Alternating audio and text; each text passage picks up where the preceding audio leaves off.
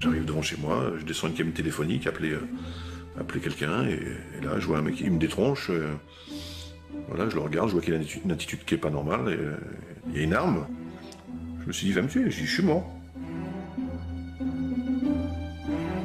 Je l'ai vite, je fais un crochet, comme on dirait au rugby. Et je traverse le marché de Passy, et il y a du monde, et je me suis dit, je suis mort. Et non. C'était pas mon heure. Je sais pas, c'était pas mon heure. Ou alors j'ai une réaction qui s'attendait pas, ils pensaient que j'allais monter sur la moto au moment où je devais monter, ils me tuaient sur la moto, ou ils devaient me tuer à un autre moment, ils étaient juste là en repérage. C'est un miracle que je sois vivant.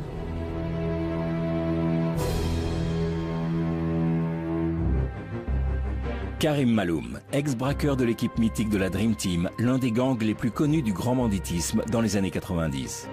À l'époque, on lui prête les braquages les plus spectaculaires. Ses cibles, le plus souvent, des fourgons de transport ou des dépôts de fonds. Et sur chaque coup, entre 2 et 45 millions de francs sont volés. On lui attribue même des affaires dans l'Europe entière.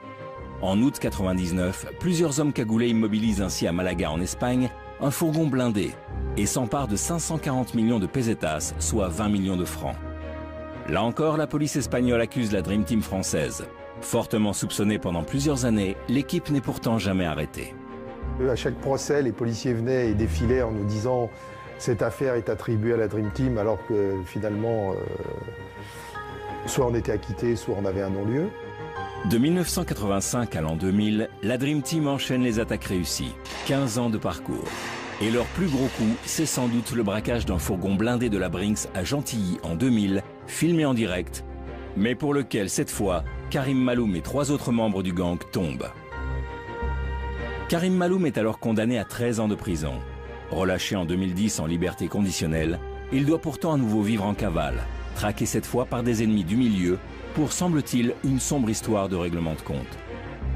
On me demande quelles sont tes occupations aujourd'hui, j'essaye de ne pas me faire tuer, j'essaye de survivre.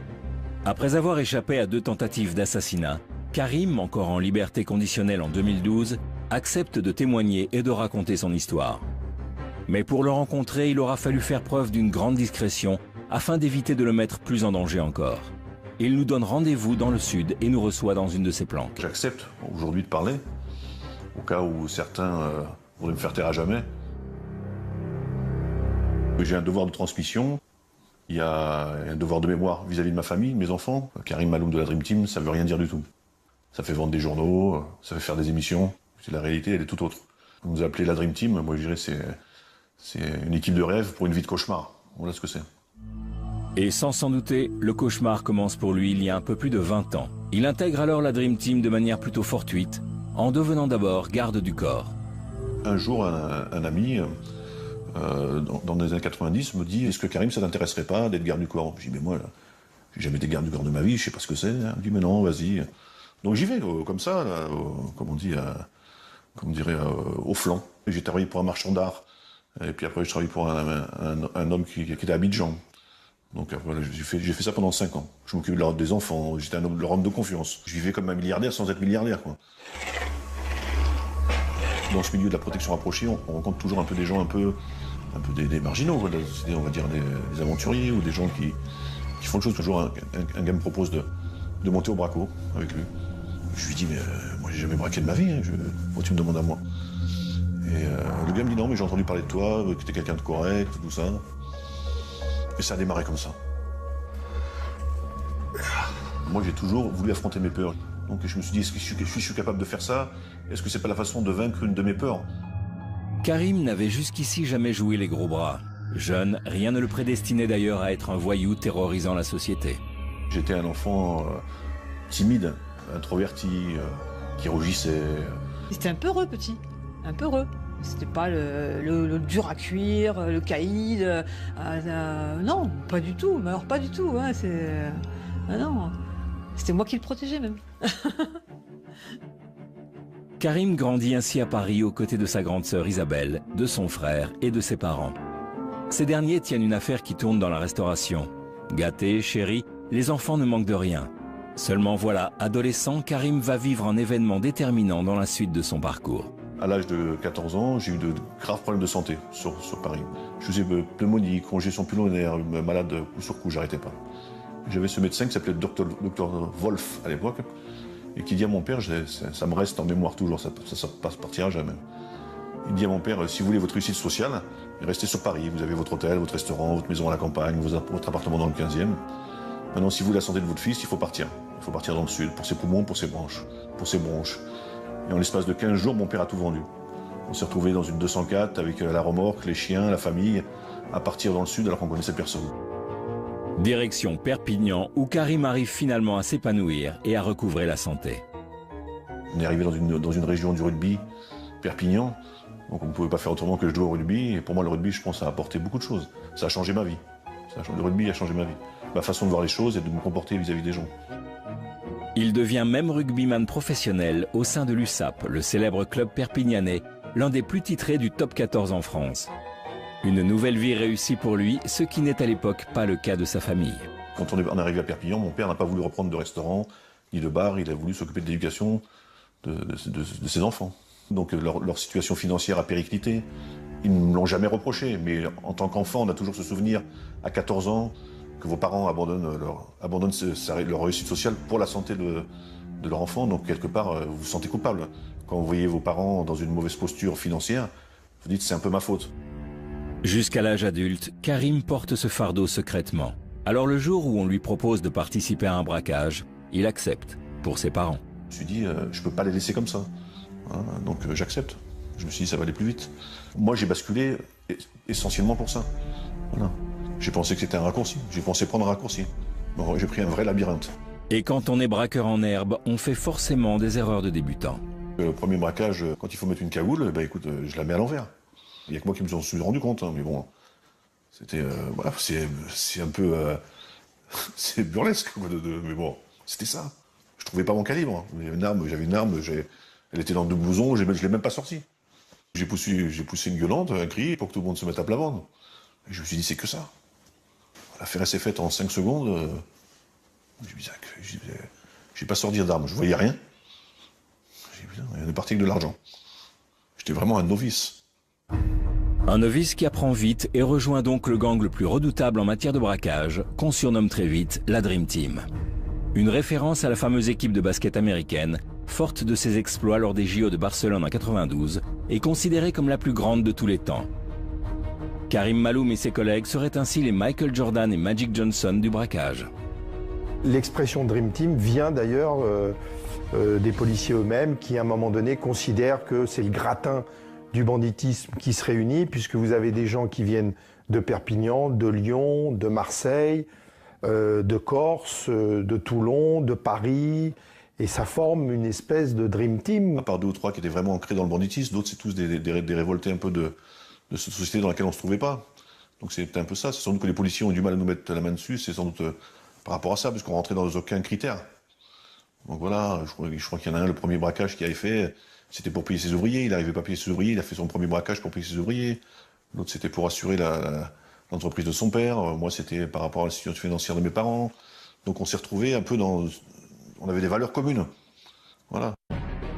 Un des premiers braquages sensationnels qu'on leur attribue, c'est celui d'un avion d'Air Inter sur le tarmac de l'aéroport de Perpignan le 13 août 1996. Un Airbus A320 d'Air Inter Europe a été braqué par un groupe d'au moins 4 hommes sur l'aéroport de Perpignan vers 18h30. Ils ont filé butin en poche. Les précisions de Benoît Thévenet. 18h20, 3 fourgonnettes forcent un portail d'accès aux pistes de l'aéroport de Perpignan. Les 3 véhicules s'immobilisent devant l'avion qui effectuait une manœuvre en bout de piste. Plusieurs hommes armés déploient alors une banderole sur laquelle est écrit « Coupez le moteur et ouvrez la soute ». Mais l'enquête ne parvient jamais à prouver la responsabilité de la Dream Team. Karim, lui, a toujours nié leur implication. Pourquoi ça serait nous? C'est parce qu'on habite Perpignan, on est de Perpignan. Voilà, c'est n'importe quoi. C'est juste on prête Coriche. Voilà. Seulement 4 braqueurs sur le tarmac. Pourtant, l'équipe compte à l'époque 12 membres. Parmi eux, entre autres, Michel Crutel, originaire de Drancy, Christian Oraison de Manosque, Bruno Cellini de Villejuif, Daniel Bélanger de Limoges, Daniel Merlini de Marseille ou encore Jean-Jacques Naudot de Perpignan. Tous venus d'horizons différents et tous avec des profils hauts en couleur, ce qui leur vaut dans la presse des surnoms dignes de fiction. T'en as un qu'on appelait le bavard parce qu'il parlait jamais. Parce que moi j'étais gros, on m'appelait le gros. C'était pas le gros, on m'appelait l'abbé Pierre. Parce que dès qu'il y avait un malheureux, je pouvais pas m'empêcher d'aller vers lui et de m'occuper de lui. Comme Michel Crutel, on dit que c'était le militaire. Alors quand vous reprenez les articles de presse, on l'appelait militaire parce que c'était un homme qui maniait extrêmement bien les armes de façon militaire. Rien à voir. Une fois il s'est coupé les cheveux, on l'appelait le militaire parce qu'il avait juste une coupe d'un militaire. Donc c'était des boutades. Le gros, la fripouille, le commerçant, son Altesse, Pinochet, Babar ou encore le Grand Blond se réunissaient ainsi régulièrement pour préparer leur coup. On était une entreprise familiale. Voilà. Pour résumer l'équipe. Chacun avait été complémentaire. Justement, c'est pour ça que ça marchait. Il n'y avait pas un qui s'élevait pour écraser les autres. C'était vraiment une discussion. Il y avait des tableaux noirs qui étaient faits. Il y a des votes à main levée. On fait telle affaire. Qui est d'accord, qui n'est pas d'accord. On avait une vraie démocratie dans notre équipe. Et alors, il y avait débat? Oui, il y avait débat, oui. Bien sûr qu'il y avait débat. Il y avait des vrais débats. Il y a eu des débats sur les affaires qu'on devait faire et puis qu'on n'a pas faites. Parce qu'il n'y a pas eu d'unanimité. Ou des affaires où on était sûr de prendre de l'argent et on était sûr de laisser des gens sur le tapis, aussi bien de notre côté que de l'autre côté, on ne les a pas faites. L'argent, on l'aurait pris, c'est sûr. Mais avec les dommages collatéraux, ils étaient importants. On n'a jamais versé de sang. Jamais. On a eu de la chance, ça aurait pu arriver. Mais on a tout fait pour que ça n'arrive pas, ça n'est jamais arrivé. J'ai eu ce genre de soulagement de dire qu'il n'avait jamais tué personne, c'était pas un meurtrier, juste un braqueur. Voilà, ça oui. Et ça, je suis fière de le dire. Voilà, parce que mon frère n'est pas un meurtrier, un braqueur. C'est tout, un braqueur. Ce que je me rappelle, moi, c'est des tablés. Ça, on avait des repas, il y avait des dialogues, c'était digne des films d'Audiard. C'était des charriades, des boutades, alors que c'était grave quand même ce qu'on allait faire. Mais il n'y avait jamais de stress, ou alors quand il y avait un qui était en stress, il y avait toujours un mec qui était là pour envoyer le bouchon, envoyer le mot pour le détendre. Donc, c'était des courses, on allait faire nos courses sur le marché, il y avait un qui était cuisinier, qui faisait à manger pour tout le monde. On avait un autre, il pouvait pas les braquer sans prendre une plaquette d'Imodium. Voilà, et pourtant c'était un braqueur chevronné, mais il lui fallait de l'Imodium. Mais c'était quelque chose. Que des personnages, des vrais personnages. Le moment des repas était même un moyen de se jouer de la police. On avait pris le guide Michelin et pendant des années, on se retrouvait, on dit écoute, tu prends ta carte, page 12, ligne de 27, on se retrouve là à telle heure. C'était seulement l'adresse d'un restaurant. C'était le guide Michelin. Donc longtemps ils ont dû chercher qu'est-ce que c'est que cette carte. Voilà. Donc, quand j'en parle avec le sourire parce que c'est des vrais moments que voilà, on peut pas nous enlever quoi. Aujourd'hui, Karim Maloum a purgé la quasi-totalité de sa peine. Beaucoup de ses potes ont disparu. Lui tente de rentrer dans les rangs, mais a gardé des fortes amitiés de ses années de détention. Il y a rencontré Christophe Rocancourt, l'escroc des stars, Roger Nobelpis, un des compagnons de cellule de Messrine, ou encore Raymond Chou, ancien braqueur. C'est très rare, mais quand ils le peuvent, ils se retrouvent en petit comité pour partager un repas pour le moins convivial. Une simple question. On est d'accord que Roger nous dit constamment qu'il est à la ramasse, que les temps sont durs. Regarde la Rolex en or. Allez, mets-toi à table. Regarde-le. Il a recassé la montre tout de suite. Regarde là-bas. Ça fait 20 ans que je l'ai. Allez, voilà, 20 ans. Ah, il est beau, l'ex-ennemi public numéro 1. Il est beau. Je te la rends 4 000 € si tu veux. 4 000 €, mais tu te rends compte comment il te balance des chiffres? 4 000 €. Bah, c'est que dalle pour toi.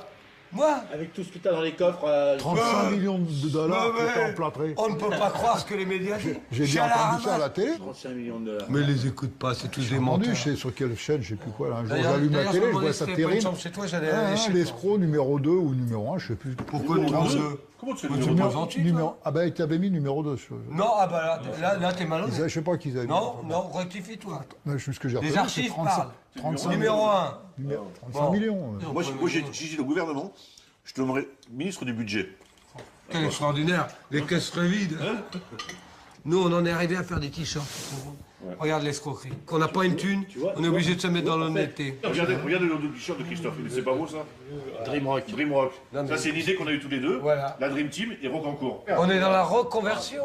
On est dans le textile aujourd'hui, c'est pas beau. C'est vrai qu'aujourd'hui, de toute façon, l'avenir, il n'est pas dans la voyoucratie. On a compris qu'il n'y a plus de voyous. Vivre sans cet espoir, si tu veux, d'être délinquant, c'est vraiment la dictature totale. Tu sais que tu ne vas pas échapper ni au chômage, ni à l'usine, ni à la précarité. Tu vas rester chez toi. Tu vois, le manque d'argent va t'enfermer chez toi. Quand on ne fait pas l'apologie du bandit, ce soir, on fait l'apologie de l'amitié. On va trinquer. Qui? Pote. Oui. C'est vrai. T'as trinqué avec moi là? Alors, hein? Moi, la vraie histoire de la Dream Team, c'est des repas comme ça. C'est des repas entre amis. Là, je me régale, on est entre amis. Mais j'aurais aimé que mes amis soient là ce soir. Quand des fois, j'imagine le tour d'une table avec tous mes amis. On était 12. Hein? J'en vois plus de 3 à table, toi. Ce sont des gens qui étaient avec nous. C'est pas une réussite. Et il n'y en a aucun qui est mort dans son lit. Hein. Il n'y en a aucun qui est mort dans son lit. Et pourtant, on n'était pas des crapules. Les fins tragiques des membres de la Dream Team sont en effet nombreuses. Michel Crutel est exécuté de 8 balles dans le corps au printemps 99, lors d'une attaque avortée d'un entrepôt du sud de l'Espagne. Il y visait une cargaison de 300 kg de hashish. Christian Oraison est assassiné en août 2008 à Manosque, suite à un règlement de compte lié vraisemblablement à un trafic de machines à sous.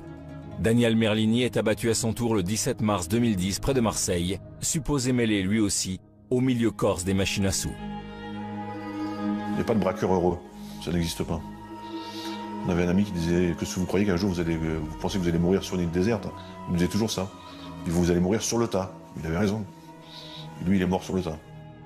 Non, moi, je me suis coupé un doigt que j'ai envoyé à Badinter. Un jour, il y a donc Dédé Conquet et quelques autres.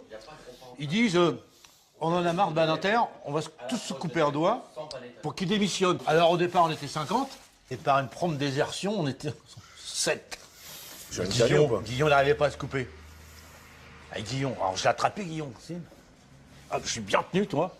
J'ai mis la main comme ça, le couteau comme ça, et Stelno est arrivé, paf, le doigt. Et c'est qui l'a coupé ton doigt, toi? Pareil, c'est Dédé qui me l'a coupé. Ah ouais? Et moi, j'ai coupé celui de Dédé.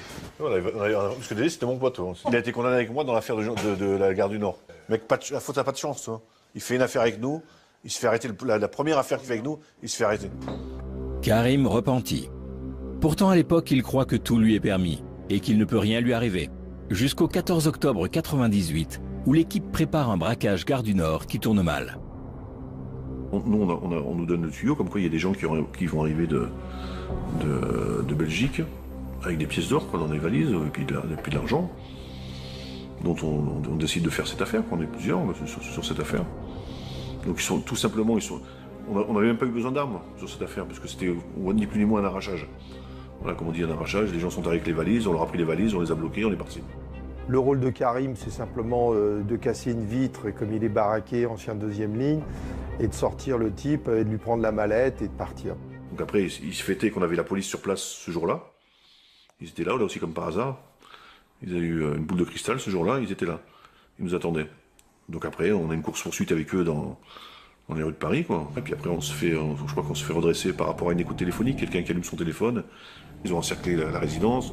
Il y avait le raid qui se mettait en place. Je sais pas si vous avez vu le film Léon, ouais, qui a des boucliers devant une porte avec des... c'est passé pareil. On a été encerclés dans l'appartement dans lequel on était. Ça a eu des négociations pendant des heures. Il y avait Dédé Conquet dans l'appartement, et André Conquet et Daniel Mernier et moi. On est resté quelques heures quand même avant de se rendre, quoi. Donc il y a beaucoup de choses qui se passent dans la tête, quoi. Donc est-ce qu'on se rend, est-ce qu'on se rend pas? Il y en avait un qui voulait se suicider, je dis ça va pas, je vais pas me suicider. Il y a personne qui voulait sortir en premier.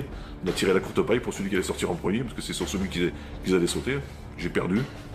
Je suis sorti en premier, donc voilà, ils nous ont sauté dessus, mais bon, ça va, on avait pas d'armes. C'est un plaquage, hein. Au rugby, des plaquages, on en prenait 15 par match, hein. Vous faites piétiner avec des crampons, alors c'est pas des gens avec leurs chaussures en plastique qui vont faire de l'effet, quoi. Je me fais arrêter comme pour un vol à main armée en flagrant délit. Je me dis, bon, je suis parti pour 5-6 ans. Voilà. Donc les policiers sont très contents parce qu'ils arrêtent à l'époque des membres de la Dream Team sur cette affaire. Et il s'avère que l'instruction dure pendant 7-8 mois, et au bout de 7-8 mois, il y a une nullité qui apparaît, et je m'en souviens très bien, puisque c'est moi qui l'ai trouvé. Donc j'ai discuté avec le juge, et il a vu qu'effectivement, il ne pouvait pas garder certaines personnes, dont Karim Maloul. Donc on sort sur un vice de procédure. Mais je le soupçonne de l'avoir fait exprès. Je pense toujours que l'erreur elle a été faite sciemment, parce qu'ils ne nous avaient pas tous arrêtés. Ils préféraient avoir la totalité de l'équipe, pensant qu'on allait se regrouper, qu'on allait faire une affaire ensemble et qu'ils auraient tout le monde. Et les heures de gloire de la Dream Team se termineront 2 ans plus tard, le lendemain de Noël à Gentilly, au cours d'un hold-up spectaculaire d'un fourgon de la Brinks. 42 millions de francs sont alors dérobés. Il y a une info, il y a un fourgon qui passe là, il y a de l'argent. On ne sait pas la somme exacte, hein, personne ne sait exactement combien il y a dedans. Hein. Après, vous travaillez dessus. Un four blindé, c'est une préparation particulière. Tout le monde a un rôle bien déterminé. Tu as celui qui va poser la charge, il y a celui qui va bloquer les roues, il y a celui qui va sécuriser le périmètre, il y a celui qui va neutraliser les convoyeurs pour pas qu'ils pensent à un moment sortir leurs armes et qu'il y ait une fusillade qui ne sert à rien. Voilà, il y a celui qui va bloquer le camion avec sa voiture, il y a le camion qui va arrêter le vent. Donc chacun a son rôle. Et c'est vraiment, faut être vraiment synchro, quoi. C'est-à-dire qu'on va dire qu'il y a 12 personnages, il ne faut pas qu'il y en ait un qui ait une défaillance, sinon c'est tout qui part en vrille. L'avantage, entre guillemets, de la Dream Team par rapport à d'autres équipes de l'époque, ce qui se faisait à l'époque au niveau braquage, c'était quand même une préparation minutieuse, style commando, style militaire, avec une très grosse préparation avant, pendant et après les affaires. Seulement voilà, la Dream Team n'est plus au complet. Plusieurs de ses membres sont morts, il faut donc faire appel à des invités, comme ils disent dans le jargon. Et pour la première fois, le gang opère avec une autre équipe. C'est un mélange des genres. C'est pas bon le mélange des genres. On est passé au travers, on va dire, pendant des années. Parce qu'on est resté entre nous, on a vécu en autarcie. On s'est mélangé avec personne. Je dis pas que c'est de leur faute, tout ça. Moi, je le pense.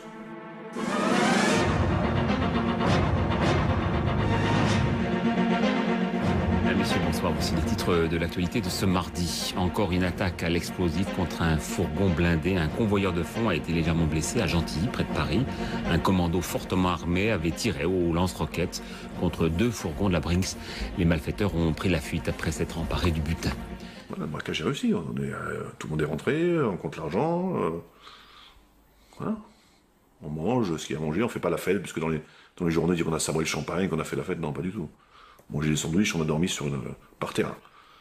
Pourtant, on avait l'argent. Hein. J'avais l'argent sur mes pieds. Je pensais à comment on allait le dépenser le lendemain, toi. Mais j'ai pas eu le temps, parce qu'à 6 h, le réveil, il a été brutal, quoi. La fuite des braqueurs d'hier n'aura peut-être été que de courte durée. Ce matin, 6 hommes soupçonnés d'avoir participé à l'attaque de Gentilly ont été interpellés dans l'Essonne. On s'y attendait pas du tout, non. Le réveil, il a été costaud. Quand on arrive à 6 h du matin, qu'il y a 20 ou 30 mecs cagoulés qui arrivent, voilà. On se rend compte aussi ce que ça fait quand nous on arrivait cagoulés aussi. Voilà. Donc c'est un peu aussi un juste retour aux choses. C'est l'impact psychologique que tu peux avoir sur des gens, ça peut être choquant. Donc on va dire qu'on a été choqués. Voilà ce que les policiers ont découvert tôt ce matin dans un pavillon de la banlieue sud. Une cinquantaine d'armes à feu, des armes de poing, mais aussi des fusils d'assaut, à côté de stocks d'explosifs et de détonateurs. En même temps, 6 hommes étaient interpellés. 4 d'entre eux sont fichés au grand banditisme. On se fait arrêter dans la planque Merlini, Cellini, Nodo et moi. 4. Je me revois attaché dans la cuisine avec Merlini, parce qu'il nous avait mis à part. Je sais pas pourquoi Merlini et moi, ils nous avaient mis de côté dans la cuisine. Je suis quand même bien amoché, parce qu'ils m'ont bien savaté, comme on va dire. Donc je suis en centre, hein. Je en parlais toujours, ils appellent un médecin, SOS médecin. Le médecin, SOS médecin, il arrive là-dedans, et c'est comme une pièce comme ici, quoi. Et puis elle est bourrée d'armes. Il y a des lance-roquettes, il y a des fusils mitrailleurs, il y a une tonne de cartouches. Donc il arrive là, il me dit, il est en train de me soigner, il me dit, mais comme ça, il me fait, je sais pas ce que vous avez fait. Il me dit, bon courage, il m'a dit. Comme ça, il me dit, mais le médecin, c'était, tu vois, même là, il y avait même là que c'était critique. J'étais obligé de rien, tu vois. Voilà. Quand ils nous ont arrêtés, pour eux, c'était, voilà, c'est une réussite, hein. On va dire ce qui est, hein. Comme un policier m'a dit, il me dit, je lui disais, t'es en train de prendre du grade. Lui, il m'a dit, toi, t'es en train d'en perdre. Il avait raison. C'était ça. Voilà. Outre les armes, sur place, la police retrouve donc une bonne partie du butin. 20 millions de francs, il retrouve. Et les autres 20 millions de francs? Évaporés. Avec les gens qui sont évaporés.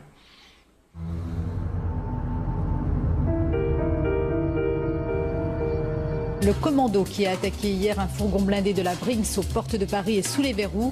Les gangsters ont été repérés grâce à un témoignage. L'affaire de Gentilly, c'est un grand mystère. Caméra, photographe, témoin miracle qui poursuit les braqueurs avec sa voiture. Selon nos informations, les policiers ont bénéficié d'un renseignement très précis. Lorsqu'ils prennent la fuite, les braqueurs posent un gyrophare de police sur une de leurs voitures, comme en témoignent ces images amateurs. Mais sur l'autoroute, une des voitures du gang fait une queue de poisson à un automobiliste qui du coup aurait suivi le véhicule des braqueurs jusqu'à la planque, ce pavillon de banlieue. Là, Il aurait vu les malfaiteurs débarquer leur butin. Prévenus, les policiers n'ont pas manqué le coup de filet. La version officielle, c'est un homme qui avait le café à côté de l'hôtel. Il faisait le baptême de son fils. Il a entendu des coups de feu, il a entendu du bruit. Il a pris son appareil et il a filmé la scène. Mais on lui a demandé de fournir des cassettes du baptême de son fils, puisqu'il avait commencé. Il n'en a jamais eu. Il y avait un photographe aussi qui était là aussi, qui a vendu ses photos à Paris Match, qui était là aussi. Il fêtait son pot de départ et il avait un appareil photo. Et il a pris les photos. On n'a jamais retrouvé mon avenir comme témoin, il est parti vivre dans les îles, je crois. Impossible, inconnu au bataillon, un photographe. Et après, il y a eu le fameux pilote Fangio qui aurait poursuivi les gens jusqu'à la maison parce qu'il a vu des voitures passer à 200 à l'heure avec des hommes en cagoule et des brassards police. Qu'est-ce qu'il fait? Il les poursuit pour les arrêter. Parce qu'il faut arrêter la police quand même, on ne sait jamais. De là, ce que ce ne soit pas des vrais policiers, tout ça. C'est tout et n'importe quoi. Ouais. Je pense personnellement, après avoir vécu toutes les années Dream Team et toutes leurs affaires judiciaires, qu'il y a eu des affaires données, il y a eu des indicateurs, mais qui venaient jamais du noyau dur. Il a fallu vraiment qu'on se fasse infiltrer par quelqu'un. L'histoire du type qui a suivi les bagnoles de police avec une voiture jaune, tunée, et qui les a vus rentrer dans un pavillon, ça a fait rigoler tout le monde. Ce jour-là, la sœur de Karim est loin de se douter dans quel pétrin est son frère. Elle et sa famille l'imaginent en mission de protection rapprochée à l'étranger. Son avocat m'appelle, me dit que mon frère s'est fait arrêter. Donc je ne sais pas pourquoi. Et là, j'apprends ce qu'il a fait. Ils sont tombés des nues, quoi. Ça m'a choqué de voir les images de ce braquage parce que c'est mon petit frère, dans ma tête c'est mon petit frère. J'imagine même pas qu'il puisse faire une chose pareille, quoi. Jamais j'aurais imaginé mon frère avec une cagoule et braqué, quoi. Et là, j'ai dit oh là là, papa et maman, qu'est-ce qu'ils vont penser? Ils nous ont élevés, bon voilà, dans la droiture, dans le respect. Ça a été, moi j'étais effondrée, quoi. Je savais plus quoi penser, je savais plus quoi faire, quoi. J'essayais de cacher à mes parents, et puis bon, après bon, les journaux, on habite dans une petite ville, donc première page, voilà. Ma mère effondrée, qui bon, malheureusement a fait une TS parce que elle n'a pas supporté, quoi, voilà. Je me rappelle du regard de mon père, c'était dur et il me disait c'est pas possible,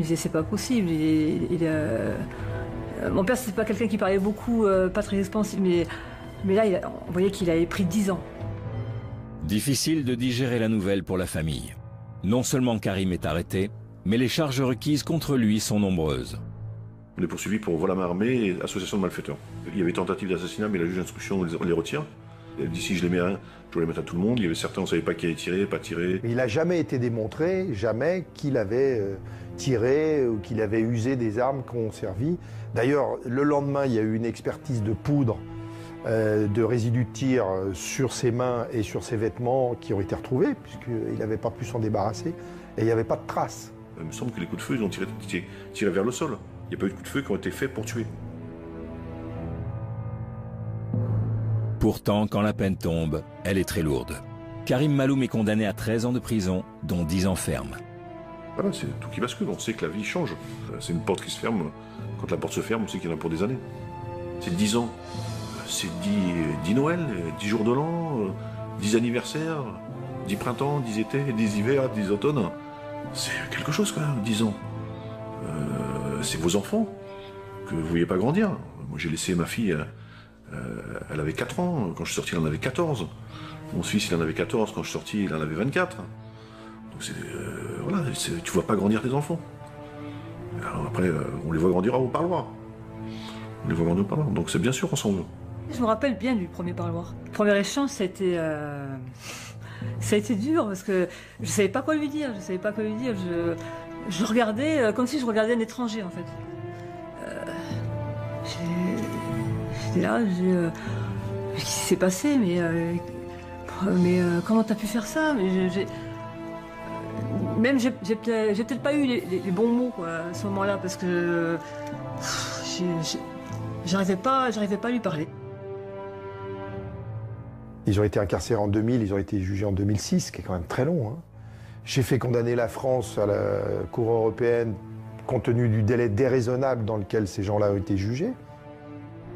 Et au tribunal, le jugement s'avère délicat, car l'affaire présente des zones d'ombre. D'abord, je me souviens qu'on a eu du mal à faire venir le témoin, puisque en fait, pendant toute l'instruction, on avait demandé à ce qu'il soit cité, qu'il soit présent, et on ne l'avait jamais vu. Et puis, on a réussi à le faire venir, et là, ça a été un grand moment du théâtre judiciaire, puisqu'on a eu en face de nous un réfugié politique croate, qui n'avait pas de situation régulière en France, qui n'avait pas de permis, et qui racontait un peu tout et n'importe quoi.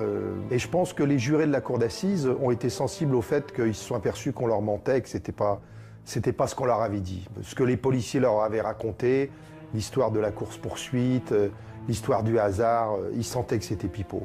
Et si vous voulez, ça a joué quand même, parce que si vous regardez les peines qui ont été prononcées, ce sont des peines qui sont lourdes, hein, certes. On a été condamné à 13 ans en ce qui concerne Karim. Mais ce n'étaient pas les peines annoncées.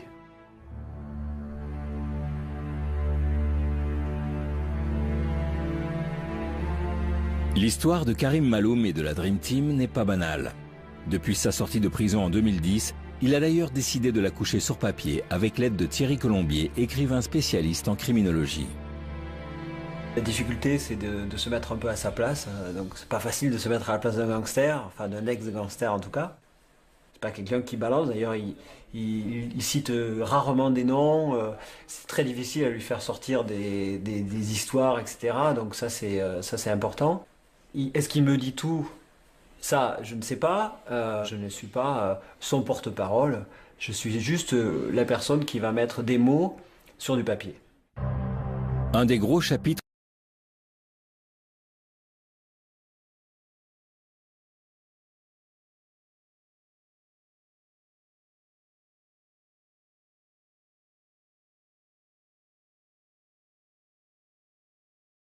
Bien sûr qu'on pense que c'est possible. Dès l'instant, il y a un facteur humain qui rentre en compte. Il y a une faille. Donc la faille, vous la trouvez tôt ou tard. Il y a toujours des failles. Vous rentrez en résistance. Hein. On se met dans la peau d'un résistant, on s'invente des histoires. Voilà. Au début, ouais, voilà, j'y ai pensé. À l'époque, il y avait des gens qui s'étaient proposés de venir me chercher. Donc il y avait un terrain de foot qui était accessible par une usine à papier à l'époque. Les voitures pouvaient se mettre derrière avec une échelle. On pouvait passer derrière les grillages de sécurité assez bien. On avait commencé à couper les fils. Il y a quelqu'un qui me faisait la courte échelle pour passer. Tout était minuté, chronométré. C'était pas simple, mais c'était réussi. Quoi. À mon avis, c'était faisable. Ça aurait pris 5 minutes, 6 minutes. 5-6 minutes. Ouais. Et pendant 5-6 minutes, les surveillants, ils n'ont pas le temps de mettre en place... Le seul danger, c'est les surveillants qui sont au Mirador. Ouais. Donc là, il y avait une autre échelle qui était posée près des Miradors, avec quelqu'un qui jetait plusieurs fumigènes devant le Mirador, qui masquait ce qui se passait. Donc ils n'y voyaient rien, ils étaient dans le brouillard, et comme ça, toi tu prenais l'échelle, tu montais, tu passais de l'autre côté, et là, vous échappiez. Voilà. Mais dans la prison de Nanterre, le bruit court qu'une évasion se prépare. Une rumeur qui arrive aux oreilles du directeur, qui en fait aussitôt part à Karim. Il m'envoie l'information, il dit on le sait, si tu avais quelque chose de prévu, bien sûr j'ai dit que c'était pas vrai, que c'était faux, il m'a donné comme quelques précisions qui m'ont fait qu'il était vraiment au courant. C'est pas le trahir que de dire ça, c'est qu'il m'a dit, il paraît qu'il y a un joueur de rugby qui va s'évader de la prison. J'étais le seul joueur de rugby de la prison. Mais bon, je lui dis non, je ne m'évaderai pas. Je vais donner ma parole. Mais à mon avis, si je m'évadais, on nous attendait dehors. Voilà. Des gens... Je pense que les policiers devaient nous attendre. Donc je considère qu'il m'a sauvé la vie. Donc c'est toi qui as décidé de ne pas le faire? Oui, j'ai décidé de ne pas le faire. J'ai décidé de ne pas le faire parce que les gens devaient se survoler. Il aurait fallu être complètement stupide. J'ai fait une promesse à ce directeur de prison et j'ai fait une promesse à ma fille. Parce qu'à l'époque où l'évasion doit se préparer, elle vient au parloir et je dis à mon ex-femme, écoute, c'est pas la peine de venir la semaine prochaine, je serai plus là. Moi. Je lui fais comprendre. Et la petite, je me rappelle, elle a 5 ans, elle me dit, mais papa, si tu t'en vas, je ne vais plus te voir. Et elle se met à pleurer, elle a 5 ans. Et là, je me suis pas senti. J'ai dit, je peux pas lui faire ça. Karim Maloum n'a alors pas d'autre choix que de s'adapter à son nouveau quotidien derrière les barreaux. Il décide d'être un détenu actif et offre même de partager ses expériences de jeunesse. J'étais à la centrale de Saint-Martin-de-Ré Et on a monté une équipe de rugby. J'ai tombé avec un gars de Béziers, et tous les deux, lui aussi, connaissaient le rugby. On a monté une vraie équipe de rugby. Licenciés à la Fédération Française de Rugby, on participait à un championnat. C'était formidable de faire quelque chose en détention. On avait 30 bonhommes qu'on entraînait 2 fois par semaine, plus les matchs. Puis il y a des profils différents, avec des fois des affaires un peu sordides, mais bon, sur le terrain, c'était... voilà, ils étaient libres. Pendant 80 minutes, ils étaient libres. Ça, c'est une vraie réussite. Moi, je me rappelle à Nanterre, des jeunes que les surveillants n'arrivaient pas à maîtriser. Ils me disaient, Karim, il me dit, écoute-moi, c'est la première fois qu'on ne prend pas de cachet, on ne prend pas de shit pour dormir. Je suis un des mecs à avoir fait rentrer une promenade en chantant. Et je les faisais chanter des chansons du rugby. Et les mecs, ils appelaient le directeur, ils me disaient, ouais, il y a un mouvement collectif en détention. Tout le monde faisait la chenille et rentrait dans sa cellule en chantant la chenille. Tu sais, la chenille qui redémarre. Ah. Mais écoute-moi, jamais ils l'ont vu de leur vie, ça. Tu sais ce qu'écrivait Shakespeare? Shakespeare, ce sont des idiots qui gouvernent les aveugles. C'est-à-dire? La politique. Déjà, selon Shakespeare. Ah, Shakespeare? William Shakespeare. Ah ouais, mais avec ton accent, non mais Spire, moi je dis que c'est Spire. Je connais Spirou, tout ça. On peut parler de Shakespeare, on a droit à la culture. Ah, bien sûr. En prison, au mitard, on a appris à lire. Nos livres préférés, c'était quoi? C'était des livres de porno. Ouais. Moi, c'était Tarzan, Riceboro. Bon, moi, c'était pas Tarzan, c'était Private. Des trucs d'aventure. Moi, je me suis fait tatouer tout le dos aux États-Unis en regardant des livres sexuels, à tendance sexuelle. Moi, c'est Antonio Gramsci, c'est Malatesta. Moi, je lisais surtout tout ce qui était littérature subversive. Mais moi, tu vois, j'ai jamais réussi à lire en prison. J'arrivais pas. J'ai l'impression de, je sais pas, de pas vivre l'instant. Je faisais que ça, moi. Non, mais quand je disais, c'est l'impression que je sortais de la situation dans laquelle j'étais. J'y suis, je veux savoir ce que je vis. Hein. Karim apprend peu à peu à être respecté par l'administration pénitentiaire. Et il est même récompensé pour bonne conduite. J'avais réussi à me faire transférer à la maison d'arrêt de Perpignan à l'époque, pour être proche de ma famille. Quand il va en détention, j'avais rencontré, il y avait des Anglais qui tombaient pour les trafics de cigarettes ou de stupéfiants, des routiers. Ils me disaient, yo Karim? Je dis, ouais, c'est moi. Et ils avaient un bouquin en Angleterre, il y avait marqué The Last Attack de la Dream Team, la dernière attaque de la Dream Team. Donc il y avait toutes nos têtes avec les cartes de l'Europe, après c'était tout et n'importe quoi.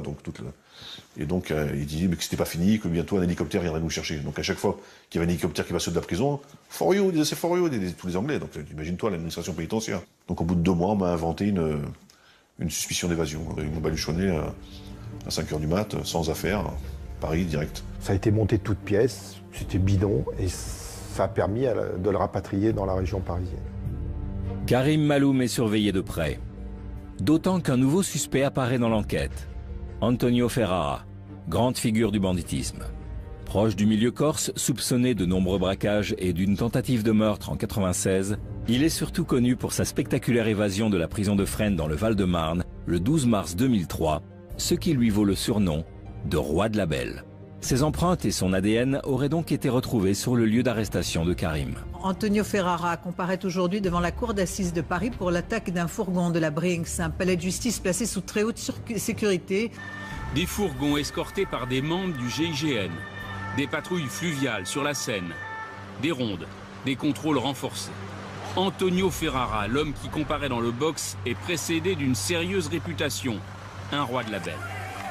Il était considéré à tort ou à raison comme l'ennemi public numéro 1, et dès qu'il rentrait dans une affaire, tous ceux qu'il touchait de près ou de loin étaient considérés comme des gens dangereux. Jusqu'à l'arrestation de Ferrara, sa détention se passe bien. À partir du moment où Ferrara s'est fait arrêter, ça a été un enfer pour tous les autres. À partir de 2003, il y a une pression terrible.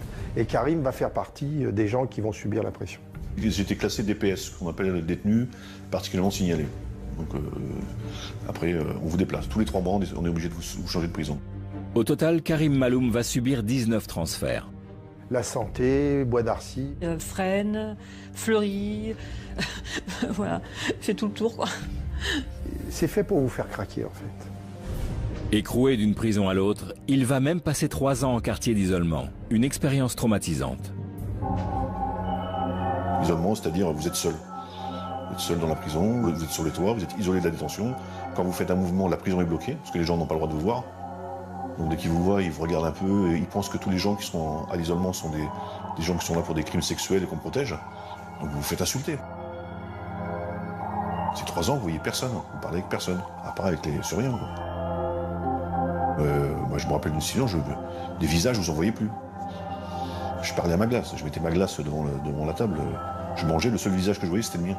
Je me regardais. Je me souriais. Je me souriais. Je me rappelle d'avoir vu un parloir, il avait les yeux complètement hagards, il me regardait. Là, j'ai eu peur. Mais j'ai eu peur. Il y a eu un moment où j'ai perdu la notion de l'espace sensoriel. J'arrivais plus à trouver la porte de la fenêtre. Je me suis dit, je deviens fou. Karim Maloum souffre également à cette époque de problèmes familiaux. À bout, il craque et fait une tentative de suicide. Oui, je me vois les veines, ouais, je me vois avec rasoir. Avec un rasoir, et voilà. J'ai mon co-détenu qui est à côté, qui tape à la porte et qui me sauve, quoi. Karim rencontre alors Mousse, un formateur et ancien détenu qui anime des groupes de parole en prison. Une main tendue qui va l'aider à s'en sortir. Il parle beaucoup de ses enfants, il parle beaucoup de sa mère, il parle beaucoup de son père qui est malade. Et il ne parle que de ça. J'ai donné la main à mon père la première fois au parloir. J'avais jamais donné la main à mon père. J'avais 40 ans. Je lui ai donné la main. Il s'est mis à pleurer. Je voyais qu'il allait partir, quoi. J'ai vu un garçon brisé par la maladie de son père, par l'obstination de l'administration pénitentiaire à lui refuser la visite à son père lorsqu'il était malade. Ça a été refusé pour des raisons de sécurité.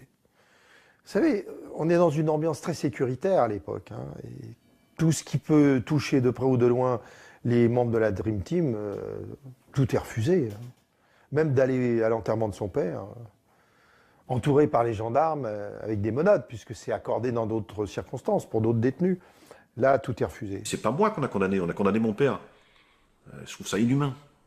Donc oui, j'ai été en colère. J'ai été très en colère. Il avait l'espoir de voir son fils une dernière fois. Et ça, je leur en veux. Je crois qu'il voulait le voir dehors. En fait, au moins le voir une fois dehors. Avant de mourir, le voir dehors. Je crois que c'est ça. Il m'a écrit une lettre le dimanche avant de partir. Voilà, donc il m'a dit je sais que je vous aime, mais j'ai jamais été démonstratif. Il s'est excusé. Et moi, je lui ai fait une lettre en échange et je lui ai dit bon, tu peux partir tranquille, je m'occupe de la famille, quoi. Il est mort la semaine d'après, quand il a reçu la lettre. Quand j'étais lui annoncer la mort de mon père en prison, alors là, ça a été... là, c'est... J'ai eu un peu honte d'être en prison le jour où mon père est décédé. Là, oui, là, j'ai eu honte parce que j'ai pas pu lui tenir la main, j'ai pas pu l'accompagner.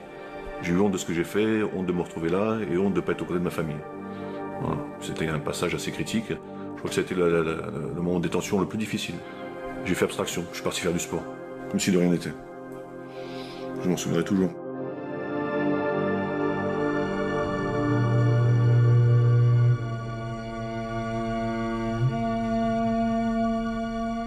Karim libre, là, c'est le soulagement complet.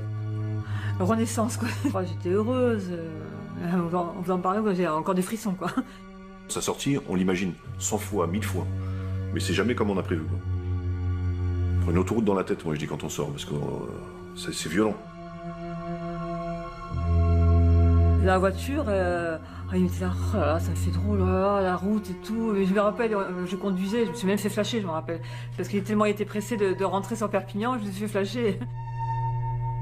La liberté, elle fait peur. Bah, c'est contradictoire, mais la liberté fait peur à un moment. On se dit, on veut tout faire, on veut tout vivre, on veut tout, on veut essayer de rattraper le temps perdu. On est boulimique. Boulimique de vie, boulimique de vivre les choses, tellement on en a été frustré. Moi j'aime bien le soir maintenant, après manger, aller marcher, parce que c'est ce qu'on pouvait pas faire en détention. Détention, c'était la vie s'arrêtait à 18h. 18h, la porte elle est fermée jusqu'au lendemain. Bah, je pense souvent aux autres qui sont en détention. Quand on sort de prison, il y a un sentiment d'abandonner les gens qui sont là-bas. Moi j'ai eu ce sentiment. On laisse des amis, on laisse une vie, on culpabilise de laisser ces gens-là, parce qu'on sait ce qu'ils vont endurer encore. Karim Maloum se réadapte peu à peu à la vie normale et rencontre même l'amour. Séparé de sa première femme pendant les années de détention, il refait sa vie, un conte moderne, celui de l'avocate et de l'ex-braqueur. J'ai connu ma compagne par l'intermédiaire de mon avocat, Denis Giraud, c'était sa collaboratrice qui était avocate. Donc je l'ai connue en 98, elle était là lors de ma première tentative de suicide. Des années plus tard, un jour je reçois une lettre d'elle, elle me dit je voudrais bien m'occuper de ta liberté conditionnelle, de monter le dossier. Donc je lui dis pourquoi pas, et puis là il se crée une idylle. Une petite fille est arrivée, une merveille. Voilà, donc voilà, après c'est tout bonus. En fait, ça prouve que le droit mène à tout. Hein. On peut même épouser un ancien braqueur. Une histoire d'amour qui s'accompagne d'une vraie reconversion professionnelle. Il devient président de la Fédération française de kickboxing. Et la prison lui inspire même une vocation. Je me suis rendu compte qu'en détention, il y avait des gens qui ont fait des 10, qui font des 10, des 15, des 20 ans de prison et qui pensent qu'ils sont inutiles quand ils sortent. Et moi, je pense que ces gens-là, ils ont un vrai rôle. Avec l'aide de sa femme et d'autres collaborateurs rencontrés lors de sa détention, il met donc sur pied un projet qui lui tient à cœur. On a monté une association qui s'appelle Alternative et Avenir. Le but était d'accueillir des détenus longue peine, en fin de peine, les accueillir, les former, parce qu'ils deviennent des éducateurs, bien sûr encadrés, et de les mélanger à des primo-délinquants et des jeunes, à la place d'aller en prison, qui viennent au contact de ces gens-là. Je pense qu'il y a un vrai boulot à faire, il y a un partenariat mutuel, il y a un parrainage mutuel entre les jeunes et les anciens à faire. C'est-à-dire que même les jeunes peuvent apprendre aux anciens ce qui se passe maintenant dans la vie. Quand tu as 15 ou 20 ans de prison, tu sais plus ce qui se passe. Les téléphones, les iPhones, les Blackberry, ça, tu sais plus tout ça. Donc je pense qu'il peut y avoir vraiment un partage des deux générations. Je pars pour mon cas, au bout de 3 ans, des fois, il y a le baby blues de la femme enceinte, il y a le blues du businessman, mais il y a le blues du mec qui sort de prison. Au bout d'un moment, on se dit, qu'est-ce qu'on fait là? La récidive, qu'est-ce que c'est? C'est des gens qui se retrouvent plus à leur place en liberté, parce qu'ils n'ont pas été préparés à la liberté. Voilà. On n'est pas préparé à la prison, mais on n'est pas préparé non plus à la liberté quand on a fait des années de prison. Et les gens veulent qu'une seule chose, c'est y retourner. Et des fois, c'est malheureux à dire. Moi, je parle souvent et je me dis, c'est peut-être complètement stupide ce que je vais dire. Mais tiens, j'irais bien passer une semaine en prison pour être tranquille, pour pas avoir de soucis. Soutenu par sa famille, Karim parvient ainsi à s'adapter au mieux à sa nouvelle vie d'homme libre. Il est même sollicité par le cinéma pour participer à l'écriture d'un scénario de long métrage inspiré de l'histoire de la Dream Team. Mais en mars 2011, en pleine ascension professionnelle, Karim Maloum est victime de 2 tentatives d'assassinat. J'arrive devant chez moi, je descends une cabine téléphonique, appeler quelqu'un, et là je vois un mec qui me détronche. Voilà, je le regarde, je vois qu'il a une attitude qui n'est pas normale, et il y a une arme. Je me suis dit, il va me tuer, je dis, je suis mort. Et non. Et ça m'arrive une deuxième fois en bas de chez ma belle-mère. Je vais voir ma compagne, qui va voir sa mère, jusqu'à la rendez-vous avec elle à 10h. Même elle ne savait pas que je venais. Donc j'ai dû être trahi par quelqu'un. Le matin, quand je retrouve ma compagne, il y a quelqu'un au passage piéton qui ne traverse pas. Et ça m'intrigue. Et quand il se retourne, voilà, sa tête n'est pas inconnue. Il n'est pas là pour m'offrir des fleurs. Les raisons de l'agression sont obscures. Karim ne sait pas vraiment pourquoi on veut l'éliminer. Moi, j'ai des griefs avec personne, je suis en guerre avec personne, donc je vois pas pourquoi vous voulez essayer de me tuer. On a tué Daniel Merlini. Pourquoi? Je sais pas, on le saura un jour. 1 an après, on essaye de me tuer. Est-ce que c'est un rapport? Voilà, j'essaie de comprendre. Pendant 3 ans, il m'arrive rien.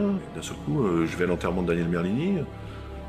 Je porte le cercueil. Soi-disant, je ne dois pas porter le cercueil, parce que quand on porte le cercueil, ça veut dire qu'on réclame vengeance. Est-ce qu'on essaie de m'éliminer, croyant que j'allais venger Daniel Merlini, peut-être? Est-ce que les gens se sont sentis en danger? Je sais pas. Voilà. C'est mon ami. Je porte son cercueil. Voilà. Qui veut la peau de Karim? Qui sont ses ennemis? L'ex-braqueur a quand même sa petite idée. Je suppose les connaître. Je ne dirai pas qui c'est. Pourquoi faire? C'est un code que j'enfreinerai pas, que je le ferai pas. J'essaierai de survivre, j'essaierai de ne pas me faire tuer. Après, où commence la légitime défense? Faut se poser la question. Les saloperies, on n'en a pas faites. On nous en a fait, nous, des saloperies. Des gens sont mal tenus avec nous, sont mal comportés. Mais pas nous. Donc maintenant, c'est des gens qui sont mal comportés qui essayent de nous éliminer. Karim se rend à l'évidence. Il ne peut plus vivre en toute sérénité sans se méfier. Sa vie doit donc changer. Ils ont mon adresse, mais après, je peux pas y rester, parce que si ils ont mon adresse, ils en ont trouvé une fois, ils la trouveront 2 fois, parce que c'est des gens qui ont un réseau. C'est des gens qui travaillent avec beaucoup de gens, d'univers différents. Vous imaginez même pas ce que ça peut être. Comme ils ont dit, on a essayé de tuer un arabe à Paris, on n'a pas réussi à l'avoir. Voilà ce qu'ils disent. Voilà. Parce que tout se sait. Voilà, c'est tout. Une nouvelle vie commence alors pour lui. Une vie de cavale qui implique de grands changements dans son quotidien. Maintenant, au quotidien, c'est compliqué. C'est très compliqué. Je suis dans la survie. Je ne vais pas savoir si mon couple il va tenir, pas tenir, si ma vie, si je vais trouver du boulot. C'est pour l'instant, j'essaie de ne pas me faire tuer. Ça comporte une vie en retrait des autres, une vie en cavale. Pas en cavale de la police, mais en cavale de certaines personnes. ça comporte une vie de famille qui est stoppée. Voilà. J'ai une petite fille de 2 ans, je la vois plus, je vis plus avec. Je préfère que ma fille ait un père absent, ou mes enfants aient un père absent, mais un père vivant. Voilà. Donc on n'a pas réussi pour le moment physiquement à me tuer, mais comme je disais, on me tue socialement, quoi. Ça oblige à reprendre certains automatismes, à revoir certaines personnes, voilà, à se marginaliser. Malheureusement. C'est de repasser des coups de fil, c'est de plus dormir plus de 2-3 jours au même endroit, c'est de reprendre certaines fréquentations, de voyager sans cesse, de bouger. Mais tout ça, ça coûte de l'argent, énormément d'argent, surtout quand l'argent, vous n'avez plus de salaire, vous n'avez plus de vie. Voilà. Après, comment on fait? Je peux vous faire dépanner, mais après, qui dit appui financier dit rendre des comptes, exactement. Quand vous demandez de l'argent, après on vous demande des services. Donc, pour l'instant, j'en suis pas là. Mais voilà, on ne peut pas dire Fontaine. À un moment, il faudra faire un choix. Faire un choix. Mes vrais amis, j'ai pas besoin de leur dire, j'ai besoin d'elle, ils savent. Ils connaissent la situation, donc mes vrais amis, j'ai besoin de rien leur dire. Presque, ils retrouvent le Karim qu'ils ont connu quand j'étais avec eux. Alors que j'avais dit, plusieurs fois, j'ai vu l'appel des sirènes, j'avais jamais répondu, quoi. Mais dans un sens, il me dit, bah, c'est pas plus mal, au moins t'es avec nous maintenant. C'est dommage de parler comme ça, mais c'est la réalité. Comme disait mon ami, il n'y a pas d'arrangement. C'était Daniel qui disait ça. Mais quand on est un ancien de la Dream Team, il y a des codes qu'on ne peut pas enfreindre. Je ne demanderai pas la protection de la police. Ils ne sont pas là pour faire ma protection rapprochée. Ils ont d'autres chats à fouetter, ils ont d'autres choses à faire. Mais bon, comme je disais, j'ai pas envie de me laisser dicter ma vie. Je fuis pas.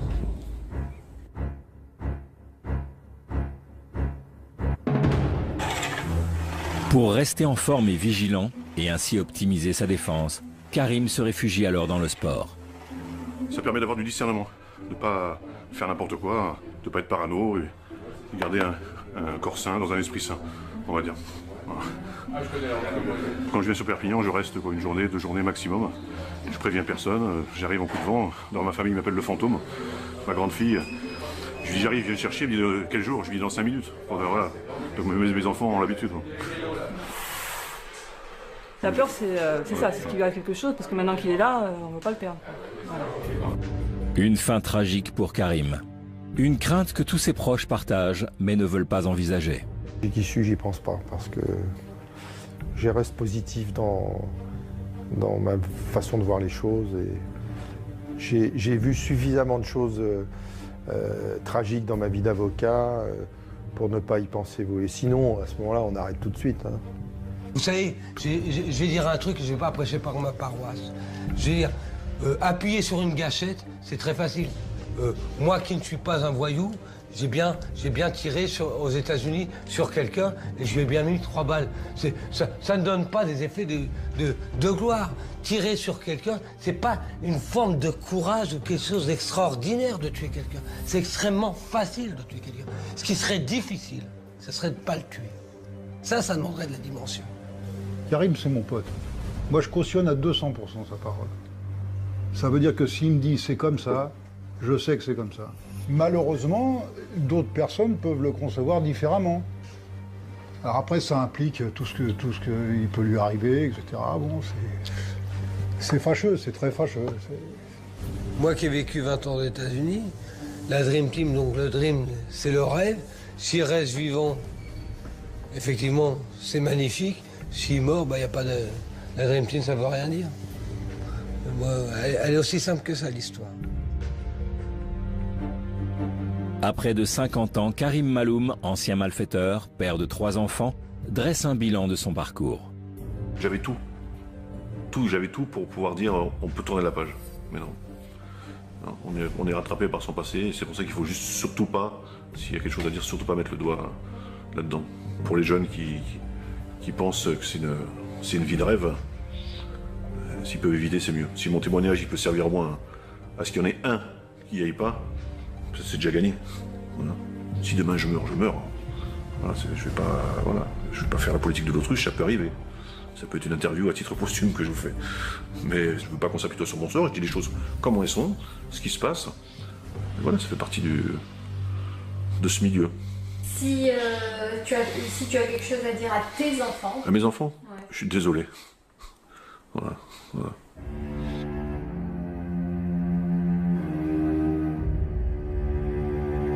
Karim aurait dû être à ce jour complètement libre. Mais le 2 juillet 2012, il est arrêté dans un appartement du 4e arrondissement parisien, mis en examen et incarcéré à la prison de la Santé après avoir été accusé par un homme de séquestration et de tentative d'extorsion de fonds. Coupable, piégé. À ce jour, l'instruction est en cours.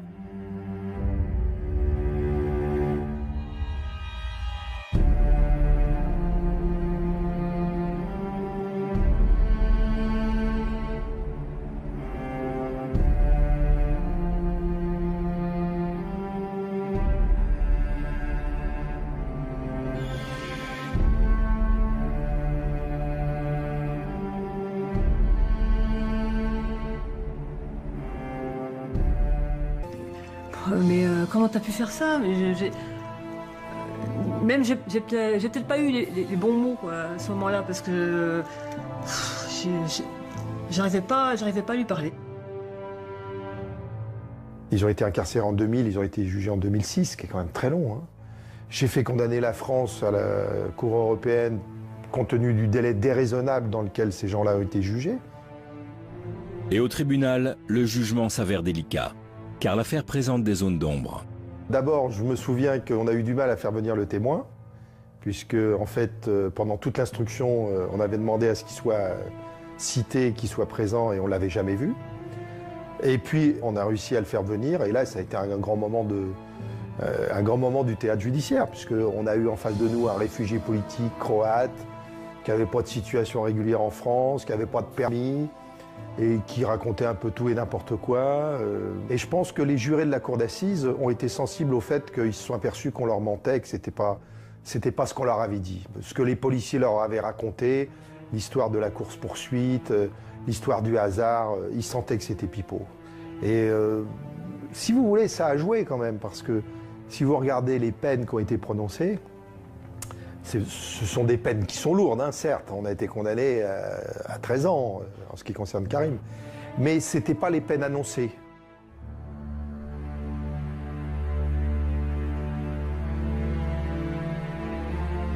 L'histoire de Karim Maloum et de la Dream Team n'est pas banale. Depuis sa sortie de prison en 2010, il a d'ailleurs décidé de la coucher sur papier avec l'aide de Thierry Colombier, écrivain spécialiste en criminologie. La difficulté, c'est de se mettre un peu à sa place. Donc, c'est pas facile de se mettre à la place d'un gangster, enfin d'un ex-gangster en tout cas. C'est pas quelqu'un qui balance. D'ailleurs, il cite rarement des noms. C'est très difficile à lui faire sortir des histoires, etc. Donc ça, c'est important. Est-ce qu'il me dit tout? Ça, je ne sais pas. Je ne suis pas son porte-parole. Je suis juste la personne qui va mettre des mots sur du papier. Un des gros chapitres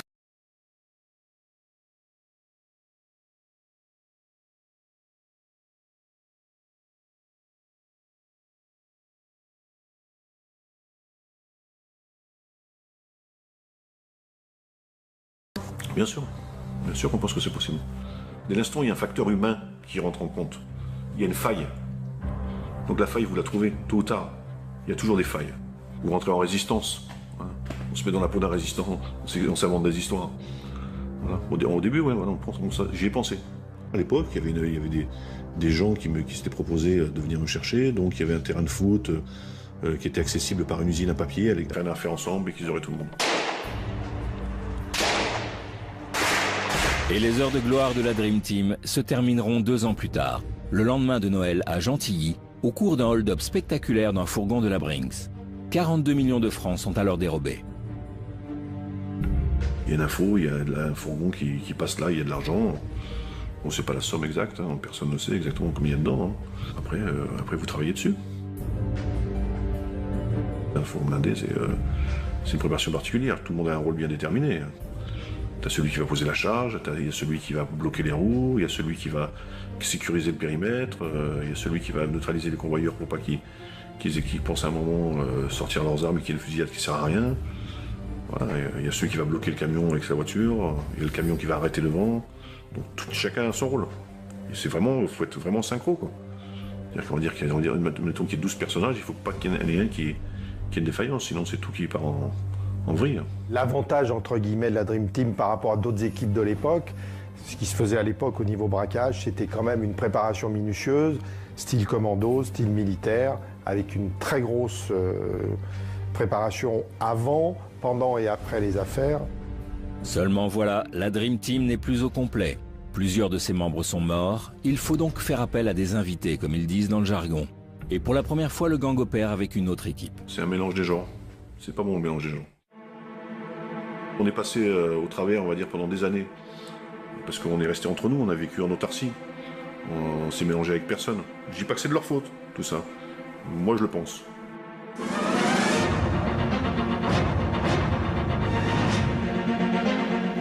Messieurs, bonsoir. Voici les titres de l'actualité de ce mardi. Encore une attaque à l'explosif contre un fourgon blindé. Un convoyeur de fonds a été légèrement blessé à Gentilly, près de Paris. Un commando fortement armé avait tiré au lance-roquettes contre 2 fourgons de la Brinks. Les malfaiteurs ont pris la fuite après s'être emparés du butin. Voilà, le braquage est réussi. Tout le monde est rentré, on compte l'argent. Voilà. On mange ce qu'il y a à manger, on fait pas la fête, puisque dans les journaux, on dit qu'on a sabré le champagne, qu'on a fait la fête. Non, pas du tout. Manger des sandwichs, on a dormi par terre.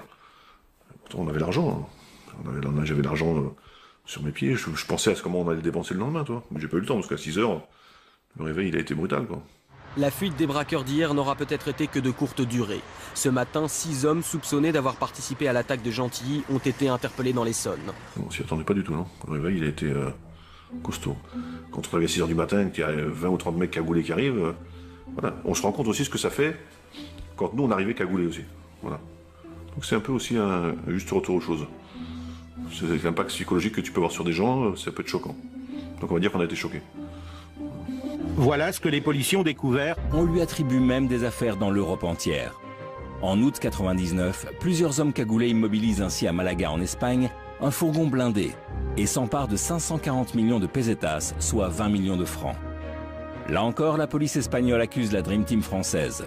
Fortement soupçonnée pendant plusieurs années, l'équipe n'est pourtant jamais arrêtée. À chaque procès, les policiers venaient et défilaient en nous disant « cette affaire est attribuée à la Dream Team » alors que finalement, soit on était acquitté, soit on avait un non-lieu. De 1985 à l'an 2000, la Dream Team enchaîne les attaques réussies. 15 ans de parcours.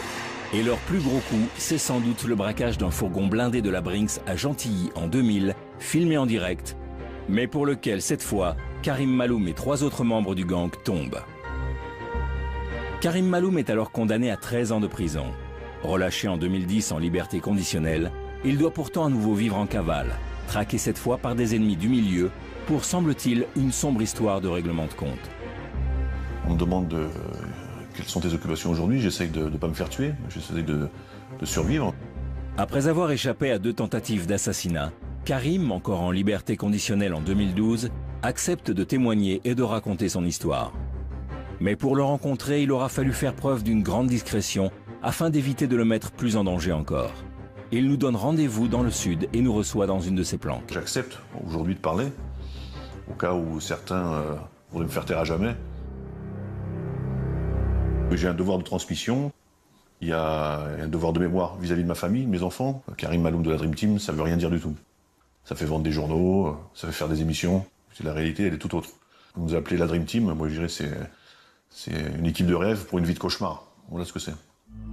Et sans s'en douter, le cauchemar commence pour lui il y a un peu plus de 20 ans. Il intègre alors la Dream Team de manière plutôt fortuite, en devenant d'abord garde du corps. Un jour, un ami, dans les années 90, me dit « Est-ce que Karim, ça t'intéresserait pas d'être garde du corps ?» Je dis « Mais moi, j'ai jamais été garde du corps de ma vie, je sais pas ce que c'est. » Il me dit « Mais non, vas-y. » Donc j'y vais, comme ça, là, comme on dit, comme on dirait, au flanc. J'ai travaillé pour un marchand d'art, et puis après je travaillé pour un homme qui était à Abidjan. Donc voilà, j'ai fait ça pendant 5 ans. Je m'occupais des enfants, j'étais leur homme de confiance. Je vivais comme un milliardaire sans être milliardaire, quoi. Dans ce milieu de la protection rapprochée, on rencontre toujours un peu des gens un peu des marginaux, quoi, de la société, on va dire des aventuriers ou des gens qui font le chose. Toujours un gars me propose de monter au braco avec lui. Je lui dis, mais moi j'ai jamais braqué de ma vie, hein, pourquoi tu me demandes à moi?